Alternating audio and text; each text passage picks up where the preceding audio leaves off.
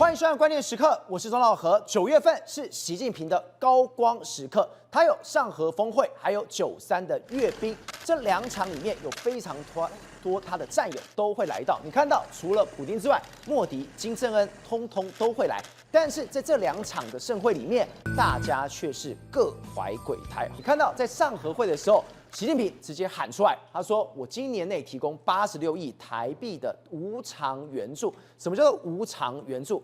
你不用管什么时间还我，你不用管要有多少的利率，通通不用。甚至他说，未来的3年还要再发429亿元的贷款。另外，除了上合会之外，93阅兵他更是直接花钱撒银子。”现在统计出来，中国的军演大约会要花费1540亿台币，等于是把中国的所有完全都梭哈了出去。但是梭哈完之后，他换到什么？没有，盟友全部把他当成财神爷，更难听一点，盟友根本把他当成一个散财童子。好，我们现在接到今天的来宾，第一位财经专家黄世聪，大家好；时事评论员张宇轩，大家好；资深媒体人吕国珍，大家好；资深社会记者林玉峰，大家好；专业专家林廷辉，大家好。好，最后还有资深媒体人稍后会加入我们讨论。世聪，我们看到了从9月1号到9月3号，9月我们没有看到习近平，很久没有看到习近平，对，没错，风风光光的样子，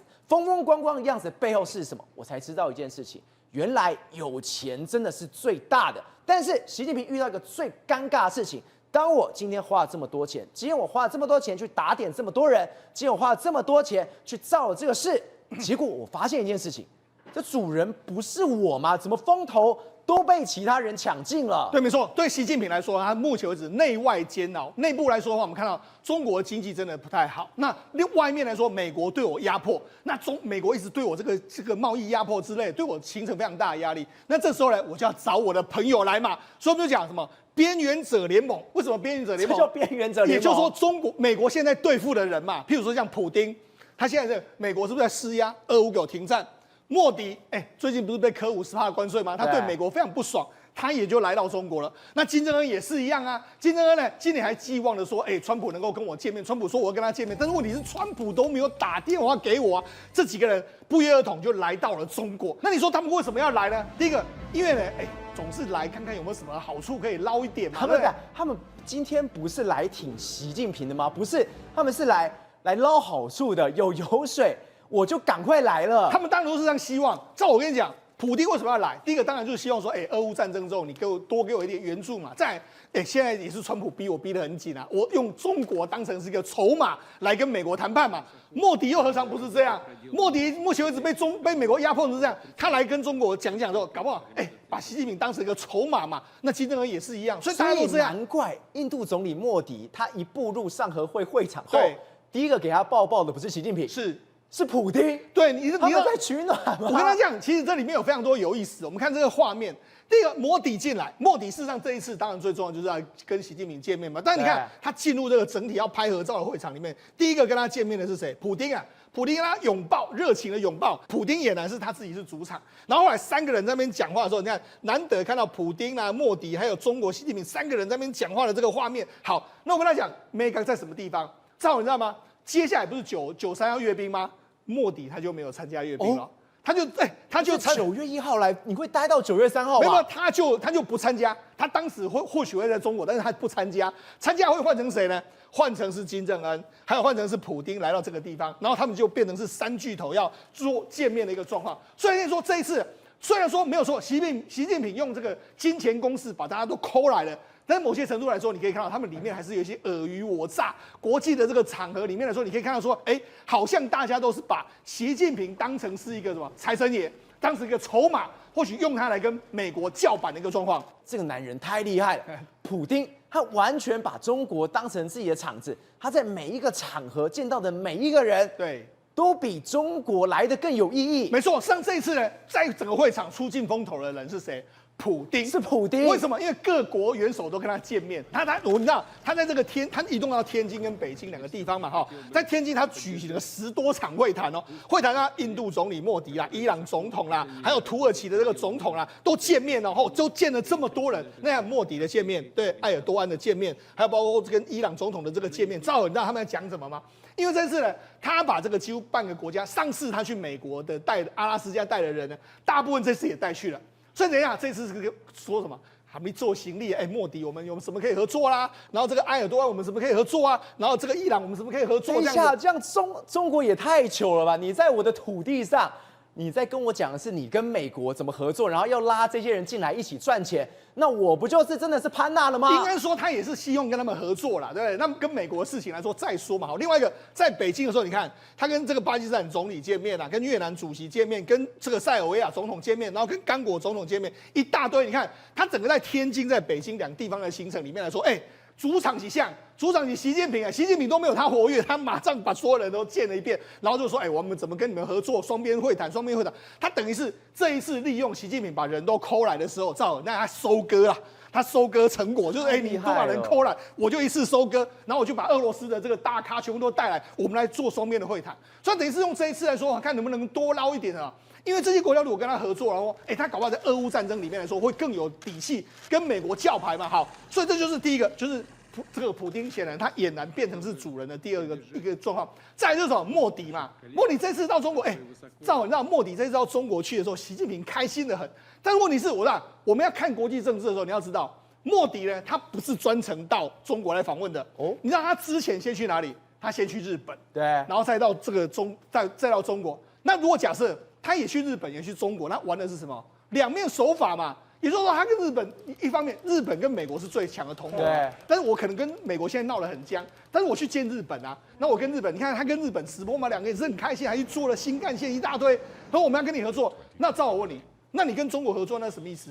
中国跟日本两个国家本来就有点算是有点血仇的这个状况，他在玩什么两面手法嘛？所以两面手法在玩的时候，你看他就说什么啊？我希望什么致力跟你的中国改善关系，对不对？然后他就说这个习近平就说我们希望什么？龙象共舞，那个就是说我们中国龙跟这个印度象能够共舞的这个状况。你看讲好像两个国家一定要在一起合作。那你看外媒怎么报道？龙象共舞，莫迪与习近平在西方的压力下寻求合作，所以是在西方的压力之下。简单来说，就是美国的压力之下，他们要寻求互相合作嘛。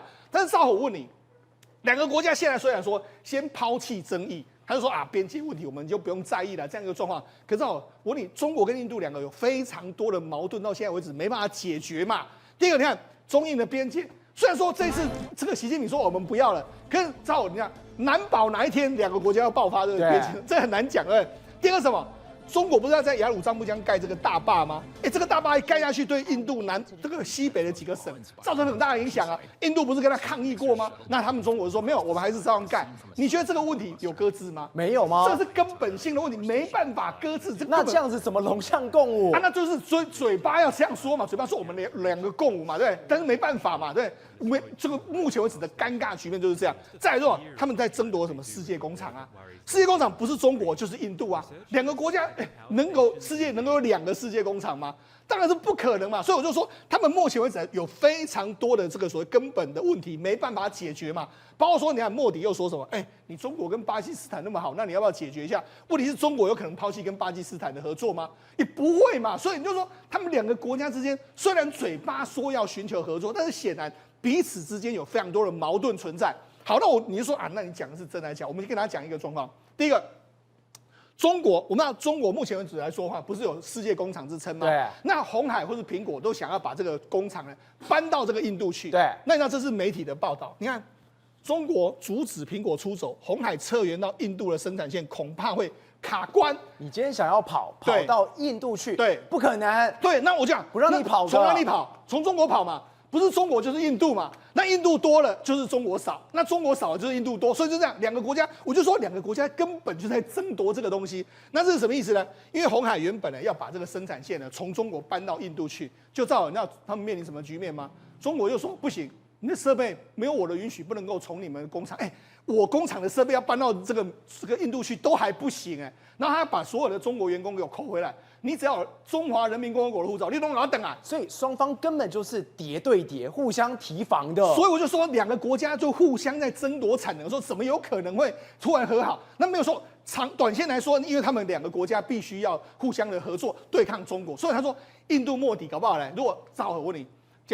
假设有一天呢，川普打电话跟莫迪说啊，好了，那我就不给你课这么多高关税了，你那个什么农产品什么我也不要进口你到印度去了，你觉得印度会怎么走？当然是往美国靠啊！对啊，所以我跟你说，我要吃饱比什么都重要。所以我就说这是短期嘛，莫迪现在他也很知道是这样，所以他短期就这样子嘛。那中国也给你演这一出嘛，两个国家就这样演嘛。那所以我就说，中国跟印度两个国家就是这样互相争夺的一个状况，怎么有可能会真的完全会交心？这是很困难嘛，哈。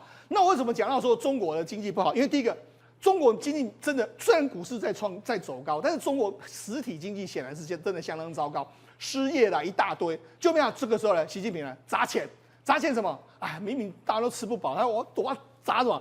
花1540亿要办大阅兵，就9月3号的阅兵，9月3号阅兵要花1540亿。对，没错。好，那这为什么要这样？因为他目前为止来说，因为大阅兵对，所以北京目前为止来说，市区很多都管制，然后很多工厂被停工，然后还有很多这个交通管制，甚至你看这是什么？他们这个阅兵前的地铁是这样，一门一警，然后一个警察，然后一个门然后一犬，你看这样子这么紧张哎？不是，我有没有看错？地铁是一个门对配一个警察，对，再配一只警犬，对，就这么大动作，这么多人力，所以你就说一定花很多钱嘛。我就讲，你看。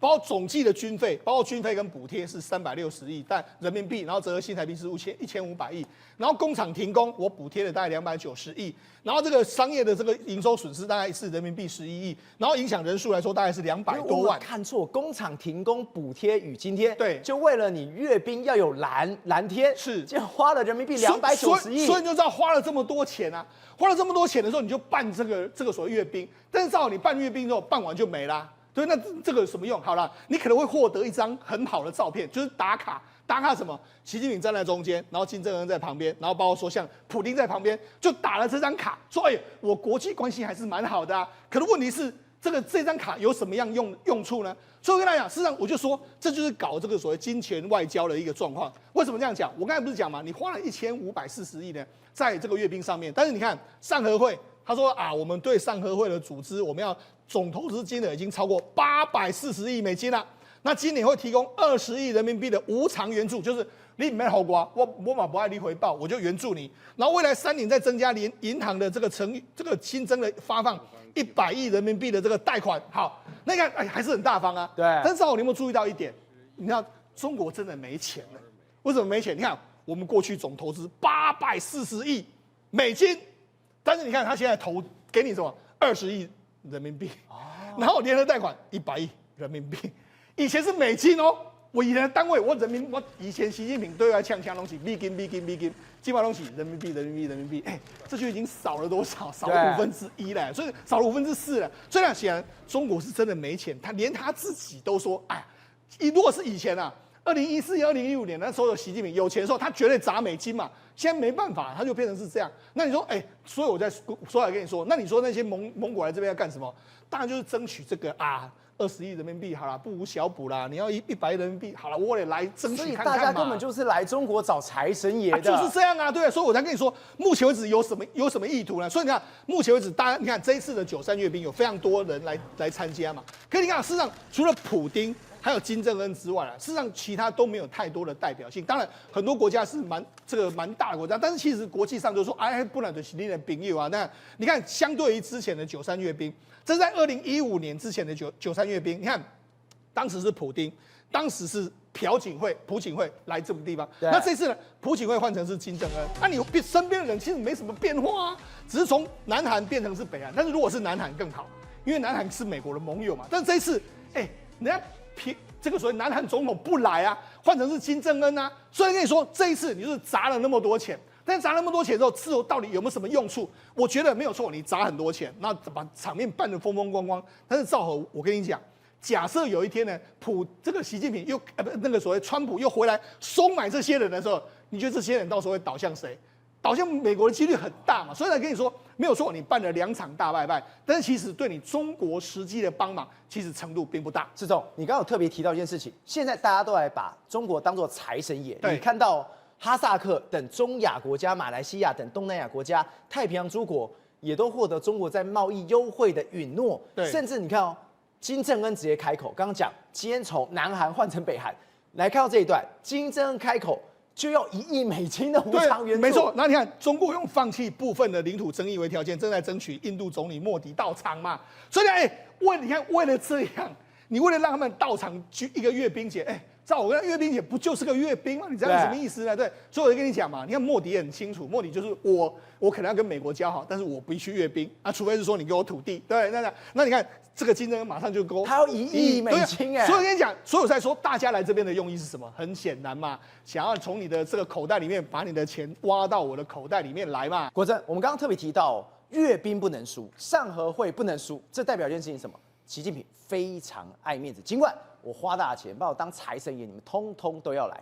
在这个脉络之下 ，AI 晶片更是不能输。之前我们已经讨论过一件事情，中国是打死我不用你 H20，甚至你推出新的晶片我也不要管。我现在什么？我要全力发展中国的晶片，尽管我们赔到头破血流，赔到我们什么都没有了，我们照样干下去的。所以关起门我最大，邀请我这些边缘者联盟组起来之后，大家我说什么大家就信就好，所以没有比较就没有伤害。他现在在想的是什么？辉达这些人都已经知道说，可能未来 H20不仅不能卖进去中国，连 B30这些降规版都没有办法卖进中国，因为再怎么进中国都会想尽办法走私到中国去。变成是中国业者都没有人可以愿意使用中国本土的晶片，这样下去老早还是戳破中国的晶圆梦嘛。所以最好的方法是什么？我干脆自己走自己的路，关起门自己来造自己的晶圆，然后变成是没有比较，就没有人知道我做的到底好不好。我关起门来，我更不知道外面发生什么事情，我只知道我房间里的最棒，就是跟大阅兵一样嘛。早起我这些哥们来一起来主持，拍拍手，大家都说我很棒，我就很棒了嘛。所以他现在做什么？要求在北京政府的劝说下，华为、阿里巴巴、寒武纪这些人都在扶植，就变成做出自己的晶片，甚至华为还做什么晶片是完全不用跟辉达兼容的哦，完全是用中国自己的规格，就整个软硬规格都是中国标准。接着阿里巴巴也去开发出可以取代辉达的晶片，就变成阿里巴巴现在做，所以现在变出一个现象是，华为跟阿里巴巴全部的获利都在往下掉，甚至长兴储存本来是做DRAM可以赚钱的，他也要求他，你这些赚钱的 DDR4 不要再做了，你就全力给我冲 HBM。整个中国全部都想尽办法去做这件事情，我关起门来做我自己的 AI 晶片，我不要完全不用辉达，因为如果我继续用辉达，就让大家知道说原来我造不出来，所以比较就会有伤害嘛。所以包括今年开始哦，光华为就有3座新厂要盖，今年是1座会投产，2座就明年会出来，再来长兴储存，明年也会开始量产 HBM。那它虽然落后辉达一个世代，但是中国也要做下去。可是后果是什么？你看到这个就出来了，在美国制裁下，华为其实很投入很多钱在研发，包括高阶晶片、5G 网络，它做得很好。再包括云端这边，它也做得很好。可是真正赔钱是晶片研发太烧钱，压缩它的获利空间，所以赔钱可能在晶片研发。可是《金融时报》就讲啊，中国还是努力的想办法要追赶美国，所以这些公司赔钱没关系，我只要让中国能够造出自己的晶圆，所以零要裤子，以前叫做零要核子弹也不要裤子嘛，现在是零要 AI 晶片也不要裤子，所以我们来看华为，所以他就一路烧钱下去都没有关系，我就是要做出我国产的晶片，对，就有面子嘛，在边缘者联盟就会有面子嘛，所以我们把华为财报拿出来看，华为真的还蛮厉害，现在重返王者，它的手机现在变成中国卖最好了，所以营收是成长的哦，营收比上一季还成长大概有3个百分点，但是它的获利其实变得很惨，获利它其实营收增加3.95%，净利这一块变成是衰退32%，净利衰退32%，那是很可怕的事情哦。而且营收增加表示我做的生意越来越多，我赚的钱却越来越少。所以华为这样的状况之下，又变成碰到一个问题是，我负债也跟着在上升了。它现在整个资产有1.2 1.25兆人民币，可是负债已经达到7000亿人民币，耶，超过一半以上，负债不断的在攀升，华为总负债在攀升到7000多亿，为什么？因为不断的在盖晶圆厂，我们刚才说了，光是今年就1座晶圆厂要盖，对，完成，明年还有2座晶圆厂要完成，3座下来，晶圆厂是超级烧钱的东西。华为继续下去，我们很担心它负债不知道会飙到什么地步，那它会不会把整个亏损都给整个获利把它压缩到变亏损？这是很可能发生的事情。可是美国不是不知道这些事情哦，所以路透社就说，美国要加紧它的封锁，它可能最快就会把三星跟海力士本来可以给他一个豁免条款，是可以继续用美国的设备卖到中国去，因为海力士跟三星大概有40%的比重，生产比重还是在中国，所以过去几年来豁免条款之下，包括科林、科磊跟应材，它的设备还是继续可以卖到中国去的，给海力士跟三星。结果现在美国发现一件事情，你全力在做 HBM，你很多的记忆体的技术都是跟谁偷的？都是跟三星跟海力士偷了嘛。所以我现在就要怎么样？如果你真的做出你自己中国的 HBM， 做出这个 AI 晶片的话，那是会挑战我的地位。所以我现在宁可伤害科林、科磊哦，即便我知道他们赚很多钱是来自于中国，那我可能也会牺牲我自己人。当然，三星跟海力士我也很痛，但是痛下去，为什么？就是他知道习近平的意图，就是要自己做出整套 AI 加 HBM 的制度，所以美国会铁了心把这个东西给封死。所以当今天中国要自制的时候，美国一看到就出重手，我宁愿赔掉我美国企业，科林、科磊，不要让你的长江存储，我也不要让长进存储这个 HBM 有任何有存活的机会，对，或者是你从三星跟 SK 偷到东西这个几率。让你变成0了，大幅降低，所以三星跟海力士变成很冤枉。中国在做 AI 晶片，我们2兄弟被打得很惨，所以也没办法，因为美国人连自己都打，所以华为想出一个更好的办法。这个新词还蛮厉害，叫以存代算。什么叫以存代算呢？他想出一个办法是，我进来 HBM 可能明年才会有嘛，长兴可能明年还做出来，而且全世界都封锁。可是 AI 有个东西是必要的，就是一定要用 AI 晶片，辉达的 GPU 加 HBM 来做快速运算。所以他现在想出一个叫做我用我的 SSD， 就是大家一般所用的固态硬碟，就是你在快存取的那个固态硬碟。你是说这个所谓的固态硬碟，就是我们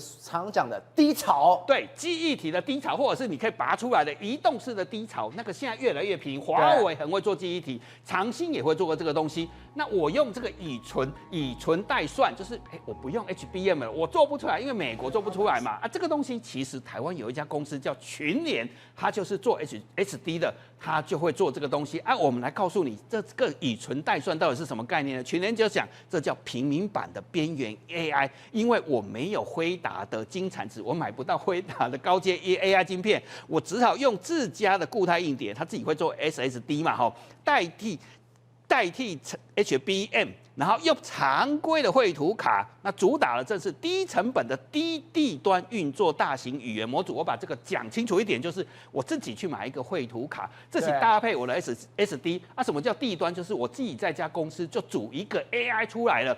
那我这样也可以变成一个平民版的 AI， 我没有辉达的晶片，我也做了出来。哪里有在用？你知道吗？武德宫这些解签的财神庙，现在都有用这样的 AI 解决方案。也就是说，现在这一些庙宇的 AI 解决方案，就是你说的用平民版的 AI。对，我只要买个绘图卡，我搭个 SSD， 我怎样把它装出来，我其实也是可以跑一些简单的语言模组，简单的模组就可以帮一些求签的人、求运的人可以解签师出来。AI 也可以做到这。所以现在华为根本就在学我们台湾的群联。对，华为就 copy 这件事情，代表怎样？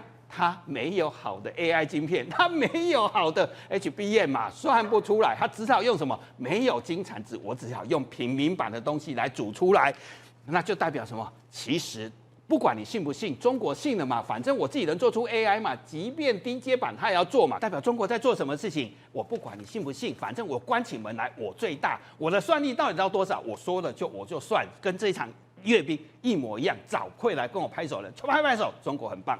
廷慧，我们刚刚这样看，现在不管是上合会，包括9月3号的大阅兵，我刚刚讲，真的每个盟友，包括普丁，包括莫迪，甚至金正恩，直接开口跟习近平说，我要1亿美元，真的把这个所谓习近平当成财神爷了。而且现在这个所谓习近平他也说了，无偿的贷款，甚至3年我甚至429亿通通都给你，这真的假的啦？这个与其说当财神爷哦，倒不如把中国当作盘子哦。那为什么这么讲？盘子为什么这么讲了？因为其实上合组织也好，或者是这一次阅兵也好，主场应该是中国。上合组织其实也是由中国一开始倡议的，所以你知道，如果说你帮人家搭一个舞台，结果上面的舞台今天的主要的，我们讲说主角是谁？主角变成普丁的话，那完蛋了。为什么呢？你等于是什么，在帮普丁作嫁。那现在普丁他要什么东西？你不要，普丁不是才到那个阿拉斯加跟川普见过面而已吗？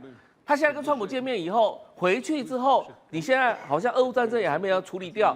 今天来讲的话，普丁就是跑到习近平那边，跟习近平那边握手言酣之后，接下来呢，就是好像从中国那边呢，再拿到一些筹码的概念，拿到筹码之类概念的时候，再去跟普丁，跟川普在要价。所以什么，把习近平当做一个棋子啊。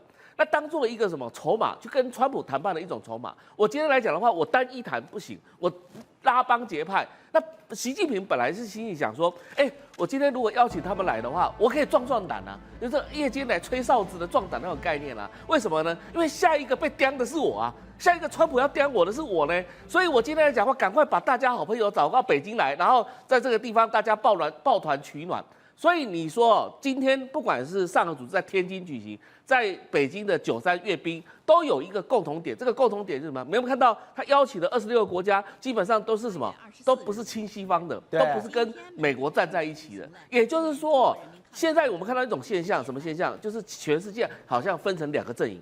一个阵营是以川普美国这边为首的，一个就是好像是普丁跟习近平这边为首的阵营，看起来好像是要对干了，看起来是要为什么要打架的样子，感觉像以前在2战的时候什么轴心国、同盟国这个概念。对，但是事实上不是啊，现在事实上来讲的话，一边来讲权力越来越大，能力越来越大，军事武力越来越强，另外一边来的话越来越弱。你今天讲就是我们讲说失败联盟不是吗？为什么呢？抱团取暖嘛。你看伊朗被搞了，然后俄罗斯也被搞了，然后现在北韩来讲的话，其实北韩金正这一次金正恩是最特殊的为什么？以往他不出国的，待在家里当宅男，对不对？那现在来讲的话，为什么跑到北京去？为什么？要钱啊！他也是来要钱的。所以我说为什么当盘子？因为大家现在发现它不对啊！现在在疫情之后，大家这个资金都有问题啊，所以现在但是你知道中国来讲，难道真的是钱多吗？钱多吗？说真的你用钱来吸引他们来，那他们来的时候一定是狮子大开口，一定会跟你要更多。对，那要更多之后，你到底付得出来，付不出来，不知道。但是你付不出来的时候，就开始什么，就是什么，就是摆烂。其实说真的，在中国，他现在做阅兵也好，现在不管是做上合组织也好，基本上那只是高层在做，对老百姓来讲一点帮助都没有。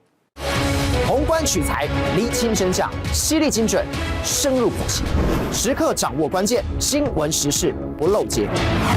老时段，新气象，我是钟浩和，关键时刻2.0全新出击。